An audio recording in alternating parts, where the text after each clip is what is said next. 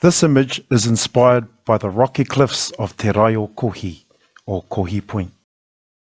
On the edge of Ngā Tapuwai o Toi, the footsteps of Toi, and the stronghold Kaputerangi, pa of gentle breeze.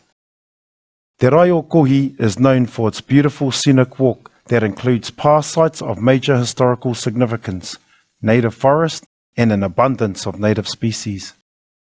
Ngā Tapuwai o Toi traverses the heart of what was the dominion of the great chieftain Toi. His stronghold, Kaputerangi, is one of the oldest known past sites in Aotearoa.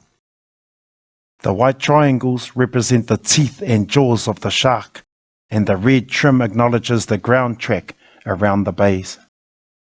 The grey zigzag imitates the rocky cliffs of Te Rai o Kohi, and the black and red trim reflects the upper track that connects Kohi to Kaputerangi. The tieke is both a land and ocean bird, and was believed to have aided Toroa during his journey to Aotearoa.